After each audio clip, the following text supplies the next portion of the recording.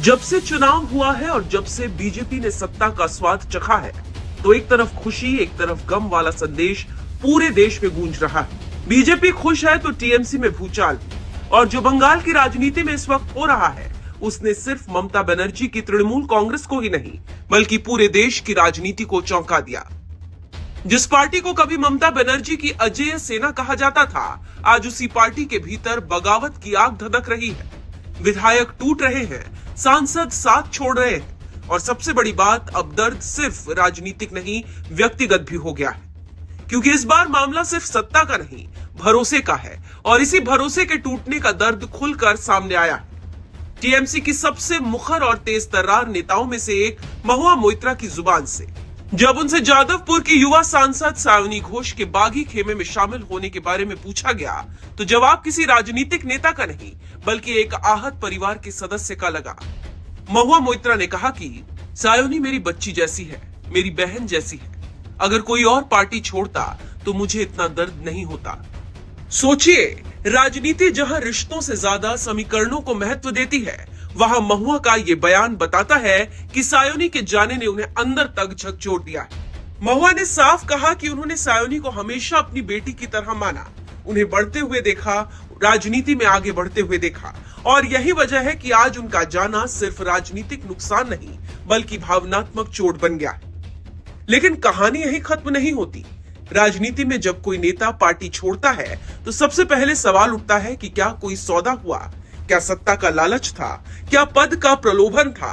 लेकिन महुआ मोइत्रा ने सायोनी घोष के लिए ऐसी तमाम अटकलों को खारिज कर दिया और कहा कि मैं गारंटी के साथ कह सकती हूं कि वो कोई बेवफा इंसान नहीं है, उसे पैसों में कोई दिलचस्पी नहीं, वो बहुत सादा जीवन जीती है और लगातार काम करती रहती है। यानी महुआ के मुताबिक सायोनी का फैसला लालच या अवसरवादिता से प्रेरित नहीं है। फिर सवाल उठता है कि आखिर वजह क्या है। जानकारों का कहना है कि महुआ जिधर इशारा कर रही थी वो है डर। महुआ मोइत्रा का मानना है कि सायोनी घोष का बागी खेमे में जाना शायद डर और दबाव का परिणाम हो सकता है। ये बयान अपने आप में बहुत कुछ कह जाता है।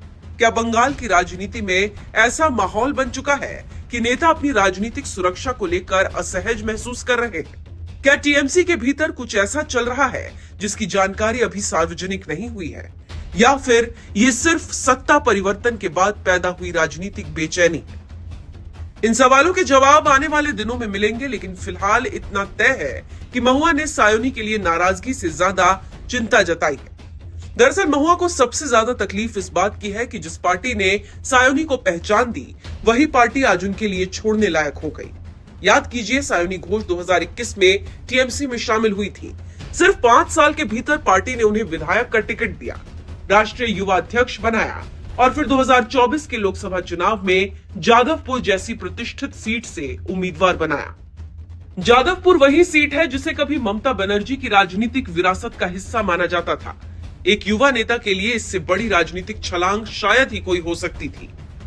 महुआ इसी बात को याद दिलाते हुए कहती हैं कि पार्टी ने सायोनी को सब कुछ दिया, लेकिन इसके बावजूद उनका जाना बेहद निराशाजनक है। और यहीं से कहानी व्यक्तिगत रिश्तों से निकलकर पार्टी के बड़े संकट की तरफ पहुंच जाती है, क्योंकि सायोनी घोष अकेली नहीं है। असल संकट तो पूरे संगठन में दिखाई दे रहा है। पश्चिम बंगाल विधानसभा चुनाव में टीएमसी की हार के बाद पार्टी लगातार अंदरूनी उथल-पुथल का सामना कर रही है। स्थिति इतनी गंभीर हो गई है कि पार्टी के 2/3 से ज्यादा विधायक आधिकारिक विधायक दल से अलग हो गए। 80 में से 58 विधायकों का अलग हो जाना किसी भी राजनीतिक दल के लिए भूकंप से कम नहीं होता। इसके बाद बागी नेता ऋतव्रत बनर्जी के नेतृत्व वाले समूह को विधानसभा में मुख्य विपक्षी दल के रूप में मान्यता भी मिल गई। यानी जो पार्टी कभी सत्ता के केंद्र में थी, अब उसके भीतर ही समानांतर शक्ति केंद्र खड़ा हो गया। और मामला सिर्फ विधानसभा तक सीमित नहीं रहा, लोकसभा में भी बगावत की आग पहुंच चुकी। काकोली घोष दस्तीदार के नेतृत्व में बागी सांसदों ने दावा किया कि उनके साथ 20 से ज्यादा सांसदों का समर्थन है। साड़ी, माथे पर बड़ी बिंदी और बंगाली लुक में दिखने वाली सायोनी घोष जब एयरपोर्ट से बाहर निकली तो उनका पूरा भेष बदला हुआ नजर आया। उन्होंने साड़ी की जगह जीन्स और टी शर्ट पहन रखी थी, आंखों पर बड़ा काला चश्मा था, सिर पर टोपी और चेहरे को पूरी तरह मास्क से ढक रखा था। सायोनी घोष को इन कपड़ों में पहचान पाना भी मुश्किल हो रहा था। हालांकि आपको बता दें कि सायोनी घोष का ये वीडियो सोशल मीडिया पर जमकर वायरल हो रहा है और लोग जमकर इस पर कमेंट कर रहे हैं। सायोनी के सीक्रेट लुक और मीडिया से बचकर भागने की तस्वीरें जैसे ही सोशल मीडिया पर वायरल हुई, ये साफ हो गया कि टीएमसी की ये फायर ब्रांड नेता जल्द ही कोई बड़ा फैसला ले सकती है, क्योंकि सूत्रों के हवाले से खबर है कि सायोनी घोष भी उस बागी गुट का हिस्सा बन चुकी हैं जो ममता के साथ टीएमसी में आगे नहीं बढ़ना चाहते। आपको बता दें कि सायोनी घोष का राजनीतिक सफर जितना तेजी से ऊपर चढ़ा, उनका नाता विवादों से भी उतना ही गहरा रहा। राजनीति में आने से पहले और शुरुआती दिनों में उनके कुछ बयान और सोशल मीडिया पोस्ट को लेकर भारी बवाल मचा था, जिसके कारण विपक्ष उन्हें अक्सर काबा गर्ल या हिंदू विरोधी नैरेटिव के तौर पर घेरता रहा। साल 2015 में सायोनी घोष के ट्विटर अकाउंट से एक बेहद आपत्तिजनक ग्राफिक पोस्ट किया गया था, जिसमें पवित्र शिवलिंग पर एक कंडोम चढ़ाया हुआ दिखाया गया था। हालांकि सायोनी ने बाद में दावा किया था कि उनका अकाउंट हैक हो गया था, लेकिन इस घटना ने हिंदू समाज को बेहद आहत किया। सायोनी घोष ने हमेशा भाजपा की हिंदुत्ववादी राजनीति पर तीखे हमले किए थे। ममता बनर्जी ने उनके इसी आक्रामक